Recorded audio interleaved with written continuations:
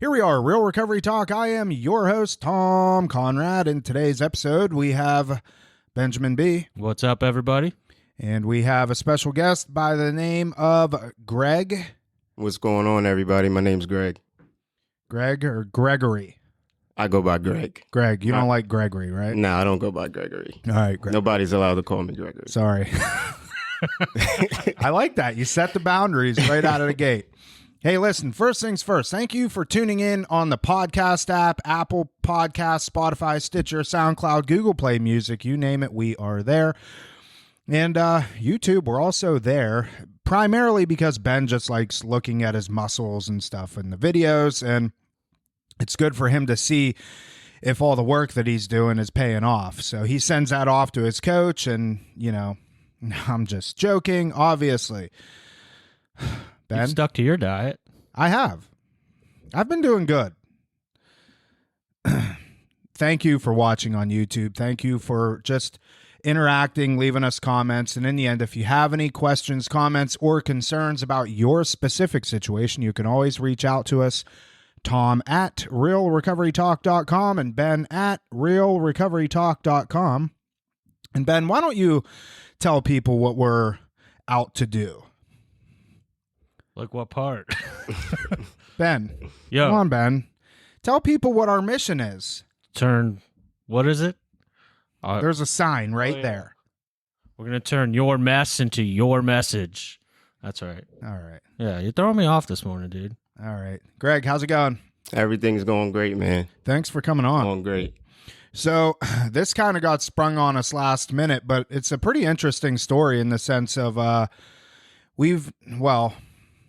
we knew each other a while ago, and I think it's a cool story because you were a client here at one point, and you chose to leave. I did. And so I think, if anything in this episode, the message that we are going to try and send is that you just never know when somebody's gonna be ready, you know. And obviously, when you were here with us in treatment, you weren't ready for whatever reasons. But you know, you're clean and sober now. How long? 2 years. 2 years. Been in recovery 2 years. That's awesome, dude. Let's just get right into it. Tell us a little bit about, you know, your history and, you know, your drug use, alcoholism, whatever the case is. And then, you know, we'll get into more of the recovery stuff because, you know, you have a lot to offer, I feel like, to the recovery community. And I do want to spend a decent amount of time on that. So Awesome. Yeah, man. My drug use really started back in high school with opiates, Percocet, and things like that. And eventually it graduated, you know, relatively quickly. Started with Percocet. Eventually I was sniffing heroin. Then fentanyl hit the streets, sniffing that. And by the end, my last day using, I was actually overdosed, dead in my mom's bathroom, IV fentanyl use. wow. Yeah. When was that? This was 2 years ago, back in February 2021. How long were you overdosed? You were like, I mean, I have no idea. I have no recollection of going out. I just remember waking up with the paramedics surrounding me. And, you know, that was one of the moments in my recovery, moments of clarity, because I look back on it. And I remember waking up in that bathroom and I wasn't thinking like, oh, I'm grateful that they saved me. I was actually checking my pockets to make sure that the rest of my stuff was still there. So in my recovery, it kind of made me realize how sick I actually was. we hear that a lot. I mean, I'm an alcoholic. Yeah. I've never got into opiates, never got into heroin and stuff, but we hear, or I've heard from people that when they get Narcan, they get brought back to life, they get angry. Like, or, you know, you killed my high, or, you know, or in your situation, you know, when can I get high again? You know, those sorts of things. And that, I think, is a good example of the insanity of this, you know. I guess to equate it, though, to an alcoholic, you know, I've wrecked every single one of my cars drunk. I've put myself in many positions to where, you know, I could have killed myself, killed other people. I never got resuscitated in the sense of being given a shot of Narcan, but, every day I was putting myself in positions of almost killing myself. And, like I said, I wrecked every single one of my cars pretty badly, and I'm still here. But those wrecks never made me want to make a change. Yeah. It was always like, well, that was a one-off. I won't let that happen again, Ben. Yeah. I think it points to the spiritual malady. I think that's the sickness. We don't value ourselves. And because we don't value ourselves, we continue to engage in these behaviors that ultimately are killing us. For me, it did kill me. Yeah. And even that isn't enough because I was so sick. So when you overdosed and you got brought back to life, was that your last high? That was my last high. Yes, that was my last high. After that, my mom got me hooked up, and I went to a treatment center a couple of days later. Yeah. So let's backtrack a little bit. When you were with us, how long before that were you here? You remember? I don't. I was here back in 2018. I went to a 30-day program, and then I came with you guys. I think I was here for a little over 30 days before I left. And it's funny. People don't believe me, but my intention wasn't to leave. I actually went back home to Delaware to visit, and got there, got comfortable, and just never made it back. Well, I mean, Ben, how often do we see that? Oh, all the time. Yeah. All the time.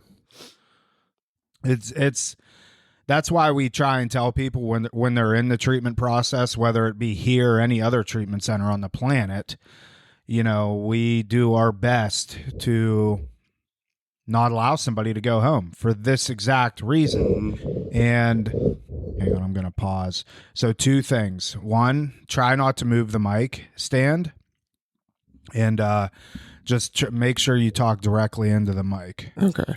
It's because of the levels. When you shift that thing around, yeah. Gotcha.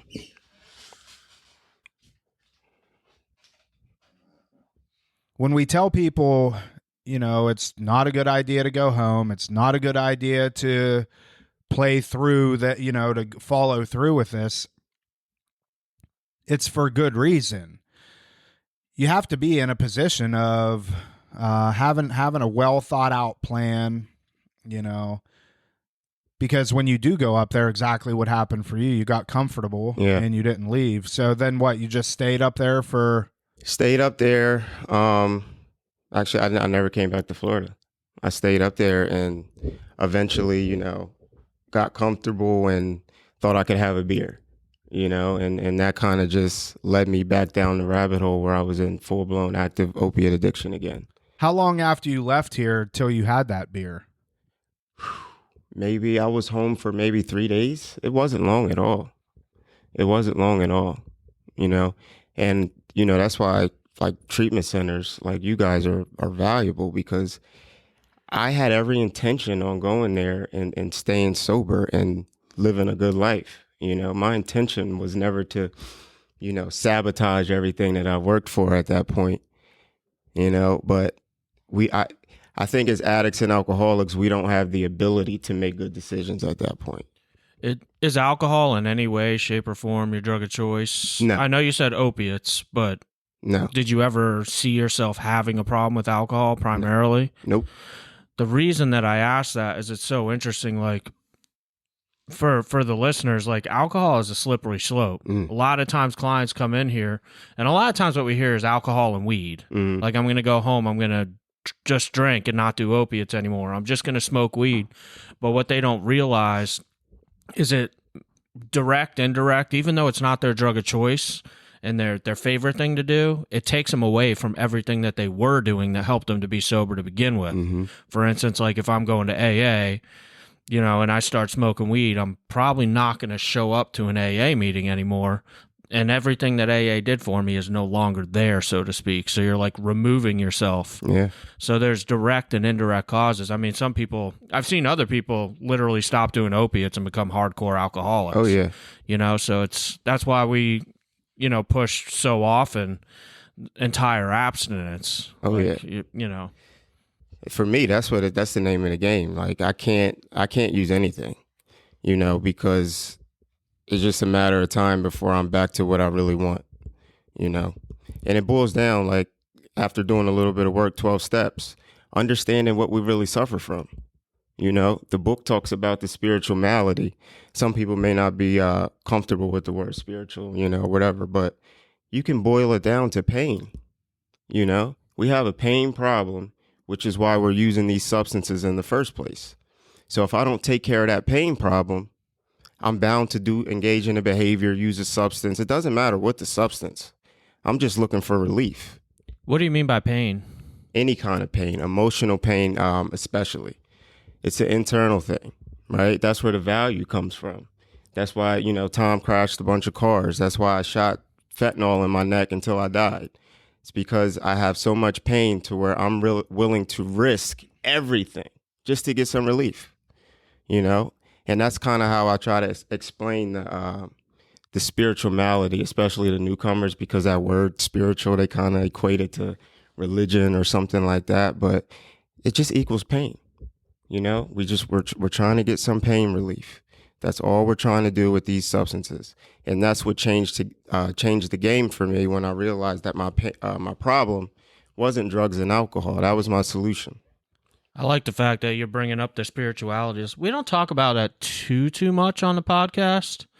I mean, it comes up every now and again, but one of the analogies I was given, you show up to a liquor store and what to say, right in bright neon letters, spirits, right? Absolutely. And I always equate it to like taking a drink filled me with spirit, right? Mm-hmm. And so, I also take the word spiritual, and like in recovery, I ask myself, like, what spirit rituals, spiritual, am I partaking in so that I can fill that void, so to speak, with healthy coping mechanisms or healthy habits, whatever you want to call it. In some way, shape, or form, we have to be able to fill that void. And oftentimes I'll ask our clients and group, and a lot of times they take me the wrong way. I'll say, hey man, what did your drug of choice do for you? What was the good part about it? And they're like, oh, it didn't do anything good. And I'm like, no, for real. Yeah. What did you love about it? And a lot of times they think I'm like referring to glorifying the drugs, but the reality of the situation is we have to figure out, just like Greg is saying, like, he got relief. It gave him pain relief, so to speak. Emotional pain is what he brought up. But how can I get rid of that emotional pain without substances? Right. And that's why I tell them to identify what their drug of choice did for them. Yeah. It's not to glorify it. It's so that we can evaluate and take inventory on what actually needs to be done. Absolutely. When did you start coming to this realization, though? Because, when you reference newcomers, they're not going to get, put the plug in the jug or stop using and then all of a sudden have this spiritual, they're not going to be where you're at 2 years later. So how do you, two questions. When did you start understanding more of this concept, and how did you start understanding that? And then we'll start with that, and then I have another one. Yeah. So leaving treatment this last time, like so many people told me I needed to get a sponsor and work a 12-step program, that this time I had just surrendered to the process, and I did it. I took some suggestions and I got a sponsor and started working the 12 steps. Very, very early on in that process, man, like that's when the light bulb went off for me.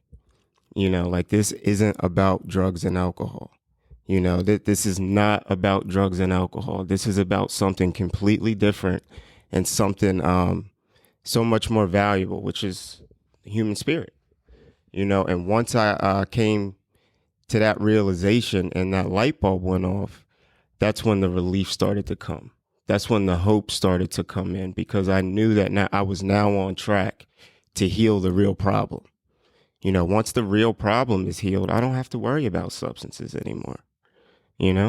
What was it, though, that you said you got to that point where you started having these realizations, but was it through working with your sponsor? Like, do you remember a specific time or instance where that's when it clicked?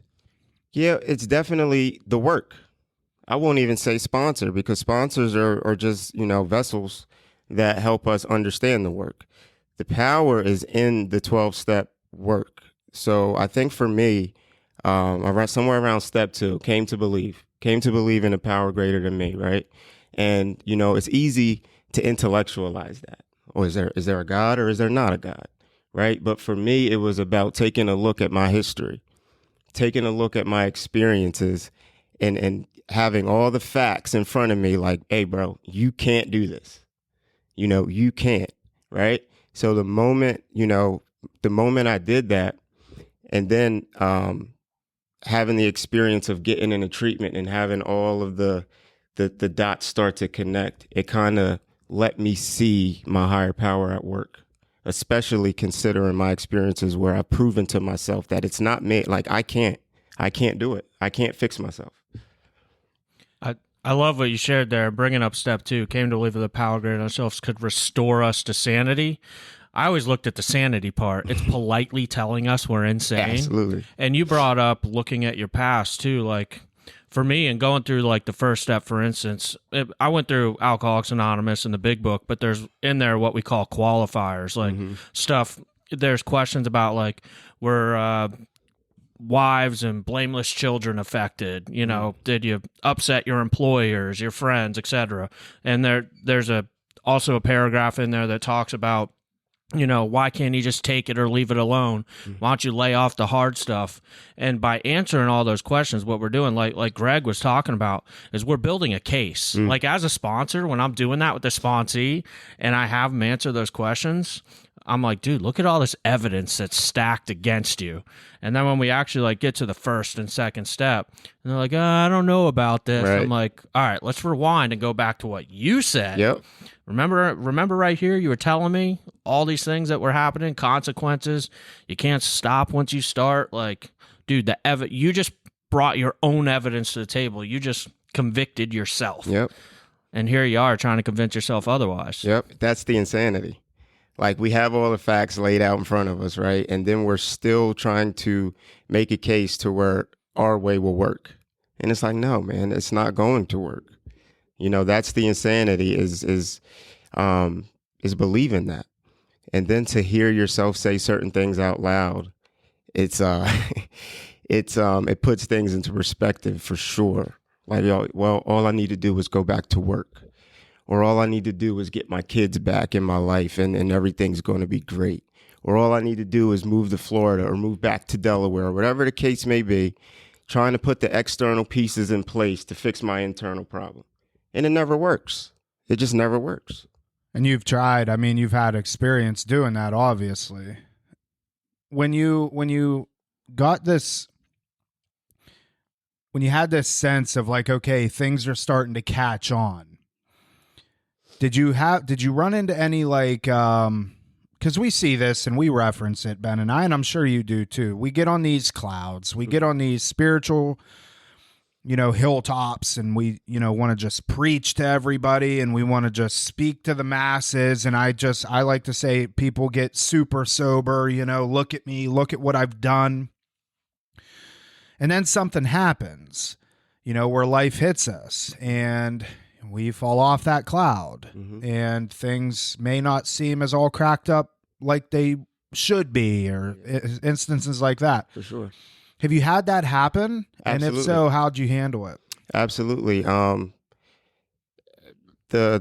wife, the mother of my children, she came to me, conversation, hey man, I don't think I'm ready. I want to be in a relationship. I don't want to be in a relationship anymore. And for me, like, that was one of the most painful things that could happen to me. And I'm clean and sober.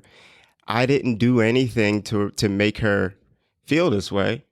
But here we are having this conversation, and it rocked me.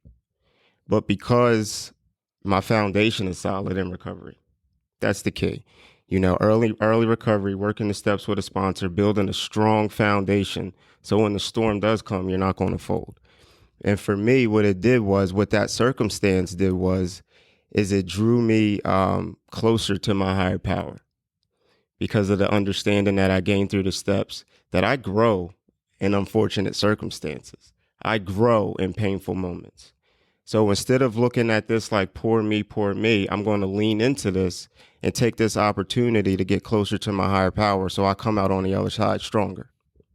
it's just it was a mindset thing for me. You know, that the psychic change the big book talks about, that's what it's about. How am I looking at problems today? Am I looking at them as problems, or am I looking at them as opportunities to grow? And the big book refers to certain trials and low spots. Certain meaning they're gonna happen. Oh, yeah. Like, this stuff is coming down the pipeline. Life happens, man. And our reaction to them, old reaction, go get high, get some relief like you were talking about earlier. Or you can go on the path that Greg's talking about.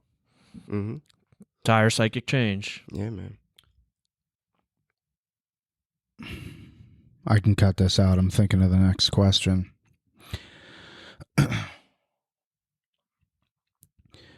When you got to the other side of that, though, and because a lot of times, even people in treatment, they're served with divorce papers when they're in treatment, and I can't help but think like there couldn't be a less convenient time to serve somebody with divorce papers. Like, if you want a surefire way to ensure that your spouse or your soon-to-be ex-spouse is not going to get clean, you know, don't serve them with divorce papers while they're in treatment. That's my opinion, because, you know, it's one of those things. They're in treatment to focus on themselves and to work on themselves, and that is it. You know, it's not family therapy. It's not marriage counseling. It's none of the above.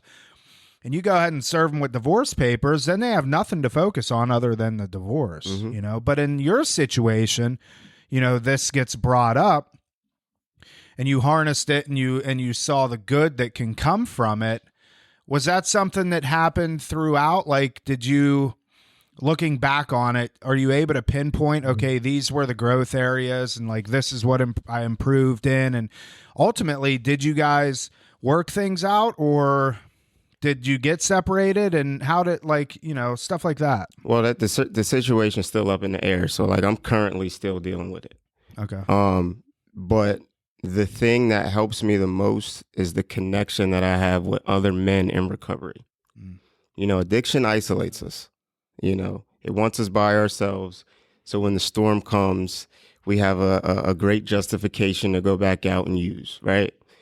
But getting connected early on to good men in recovery, to guys to where I can call and say, hey, man, listen, this is what's going on with me. I'm hurting. I'm in pain. This sucks, you know, and they guide me. They call me. They check on me every day, you know. They make sure that I'm staying on the path. And I just want to go back and mention, I said these are opportunities for growth, right? I didn't say the shit's easy. It hurts. It sucks. You know, it's painful. But at the end of the day, like, it's what it is for growth. You know, it's necessary for growth. Let me ask this question. How did you make a connection with other men? How? I think that goes back to that step 2, came to believe, because, you know, I don't know how, to be honest. Other guys that have been through the work, doing their 12-step stuff, you know, just reaching out to the newcomer, taking newcomers under their wing. Obviously, I mean, not obviously, but I have some very old friends that are in a 12-step fellowship that got me plugged in to some people, but the rest of it just kind of happened organically as I showed up for myself. That's the cool thing. Once I learned how to show up for myself, you know, go to meetings, stick and stay in the recovery house, the other stuff just kind of happens. Yeah, I say that I would tell that a lot to clients, even like, I don't have a good explanation in how this stuff works. You know, I just don't. I mean, it's something that you have to do. You have to experience it. You have to go in. You have to talk to people. You have to stay seated in the seat. You have to not get up and go out and vape and worry about, you know, what girls are getting off the druggy buggy and stuff like that. You know, just be present and open up and talk to other men. Mm-hmm. Or if you're a woman, talk to other women. And everything kind of falls in place. Every relationship that I have today has been something, and I believe this as a Christian, this person was put into my life for a specific reason. You know, God put this person into my life for a specific reason. All the people sitting in here today, and there's 2 off camera that are here, and we have all developed a strong bond through sobriety, through our spiritual walks, and that's about as in-depth as I can get. You know, there's no, you know, hey man, jump up and down 5 times, you know, tap yourself on the head a few times and then it's going to happen. Like, it doesn't work that way. Well, when he said show up, like, I can't help but think of, like, I'm sitting here because I asked him the question. I'm asking myself the same question. Well, how did that happen for me? And I can draw it to, like, for instance, Friday night's my home group, 8:30, Easy Does It Club. I'm there almost every Friday out of the year. Like, and the thing is I don't just show up and, like, go sit in the back somewhere. I literally sit right up front. I sit right by the front door, and that's actually in the front of the room. But I'm seriously, like, looking out at everybody else, and everybody else can see me. Like, you also have to be responsible for putting yourself out there. Oh yeah, where people know you're there. For sure. So you're showing up, and you're almost like a billboard for yourself. I'm here. Yeah. You know what I'm saying? So when you can, I think consistency plays a big part in it. Like, those guys know, like, if for some reason I were to miss 2 Fridays in a row, there'd probably be 30 dudes that reach out to me. And they're like, where are you at, man? And just because of this one meeting every week, there's probably 100 guys I can call and talk to about anything. Yep. You know what I'm saying? I tended to have this idea in my mind that I had to have this, like, monumental, you know, action. It's simply showing up. Show up. 1 hour a week has done that for me, and then everything else sprinkled in is just a bonus, you know. It's power of numbers, you know. The more of us that are sticking with each other and you know, actually doing the deal. Like, I tell people this all the time, it's really hard to screw up. You know, this whole sobriety and recovery thing, like, people make it out to be this, like, earth-shattering, like, we're curing cancer type thing, and it's so far from the truth. Like, it's not hard. The hard part is getting out of our own way. Yeah. You know, we're our own worst enemies. You know, I can't tell you how many times I heard that. Tom, you're your own worst enemy. And I'm like, yeah, I know. Imagine being me. That's absolutely correct. It's the blueprints laid out for us. Yeah. From the time we check into detox, it's like we have somebody telling us what the next thing is. Detox, go to res go to sober living. Now you're out of, you know, you're in sober living, go to a 12-step meeting, get a sponsor, and get a home group. And if you show up for those 3 things, like we were just talking about, everything else kind of falls into place. The people who are supposed to be in your life will start to come. You know, the things that you want to try and fix on your own, like jobs, circumstances, relationships, they all start to come back organically if you just follow the instructions. Let me ask you this too. Were you always comfortable talking to other men? Were they like your go-to? No. From the get? Is that something you had to develop? Absolutely not. Absolutely not. That's something that came with working the steps and getting rid of those fears and understanding who I truly am. And I know that sounds cliche, but it's the absolute truth. Those steps, man, the 12 steps are something absolutely, they're amazing because they do so much. They did so much for me. They got rid of a lot of fears. They allow me to gain understanding as to who I truly am as a person. So once I get to walk in that power, I'm free to do things like talk to other men about personal situations without the fear of judgment. You know, that's the reason why I didn't want to do it before, is because I was afraid. I don't want to tell Ben, you know, what I have going on in my personal life because he's going to judge me. When you do a little bit of work on yourself and you understand that that holds no power over you, then you don't care. You talk to anybody. Yeah. That's powerful. So we brought up spirituality, and admittedly, you know, I went to like Sunday school as a kid, went to a Presbyterian church as a kid. I think the last time, other than it sprinkled in here and there, like I've probably been to church maybe 4 or 5 times since I was 8 years old. About, if I understand correctly, Greg, you participate in what's called 12 Steps for Christians? Yes, it's 12 Steps for Christians. But just to preface this, I don't see any 12-step fellowship as different. I think maybe the language can be different in 12-step fellowships, but the principles are absolutely the same. Back home, I go to AA meetings, I go to NA meetings, and I also go to 12-step for Christian meetings. But the work that I went through my first time around through the 12 steps, it's from a workbook called the 12 Steps for Christians. And they're the same steps. The language is the same, but it takes the biblical scripture and it kind of plays off of each other. The step versus it points to the step in scripture. Gotcha. And it works more on the behavior as opposed to substance use. So as to where AA is focused on alcohol, NA is focused on drug use, this is focused on the behavior that separates you from God. Oh, that's pretty interesting. Well, the reason that I bring it up on a personal level, I consider myself agnostic.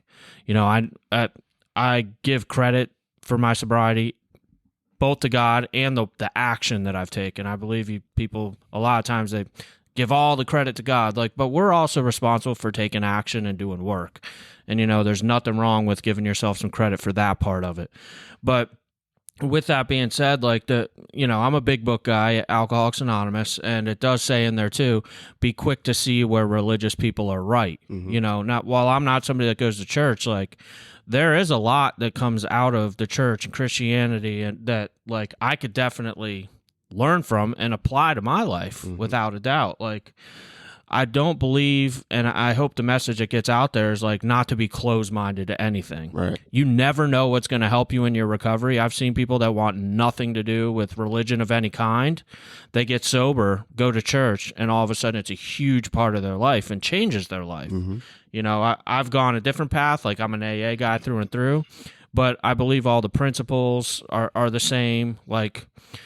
You said something about not putting labels on it, or? Yeah, man, I think as human beings in general, we get so caught up on labels, Are you Democrat? Are you Republican? Are you Christian? Are you Muslim? And we miss the entire point. The principles in all of these steps are the same across the board. And that is the point. The point is to learn how to live by these principles, to embody these principles, so that we can grow spiritually and live better lives. For me, I choose to go to church. I choose to participate in Christian functions. But for me as a person, as on a personal level, those things are the catalyst for my spiritual growth. They are absolutely not the ceiling. They are the catalyst, like a tool to stimulate my continued spiritual growth. I do not get caught up in, the labels of Christians. Not saying that's a bad thing.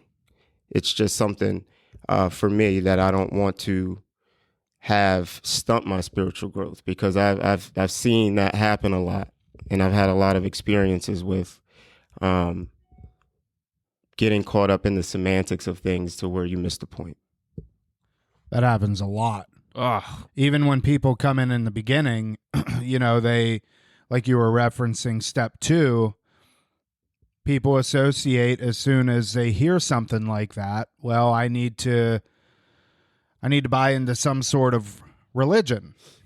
And that's so far from the truth. And Ben is a perfect example of that. I came into sobriety and recovery and work in the 12 steps. I was raised a Christian, always had a concept of Christianity. So that wasn't a difficult thing for me, and I've always believed that. I've always had faith and, those sorts of things. But the people that are really on the fence about all of it, Ben, I think, is a good example of this. And even today, over 12 years sober, still agnostic, doesn't know, but knows it's not him. Right.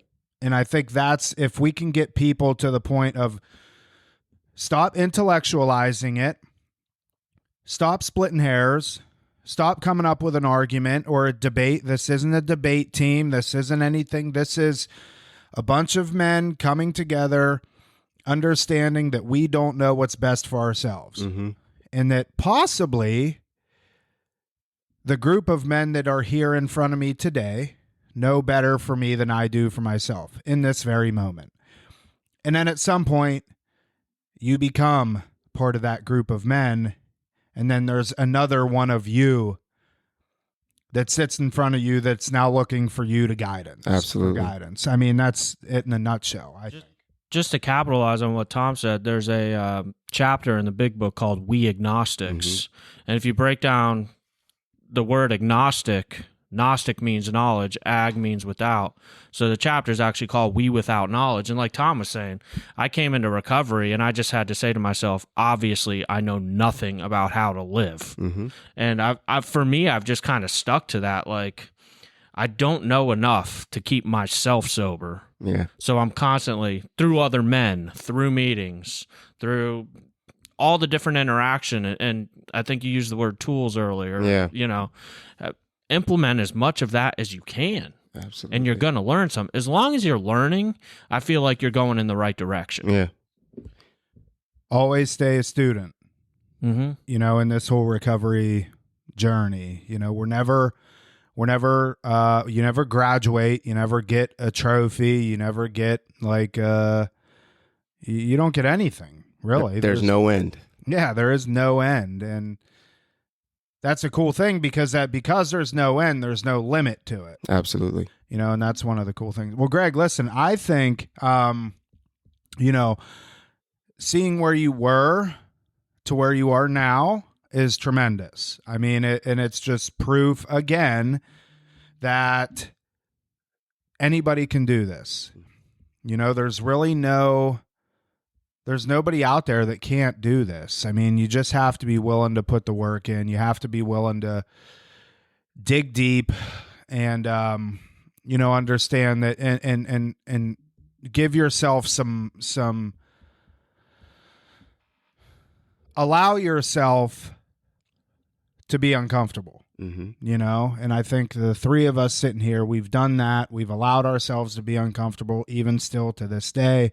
You know, and it just proves itself time and time again that this whole sobriety thing's worth it. So, you know, I want to commend you on everything that you're doing for yourself, for your family, for the recovery community. And, you know, I know you're going to be doing so much more. So, Ben, any final thoughts? Real quick, can you just summarize what you are doing for the recovery community? We talked about it before we started recording, but I forget. You know, tell them where you work, what you're doing there. So I don't know if we mentioned this, but I'm from Delaware.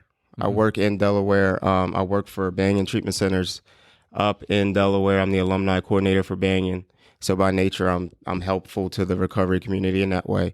I also work for an organization. It's a small nonprofit called Community Collaboration of Delaware. It is sober living. So I think we have like 5 houses. So I work for them as well part-time.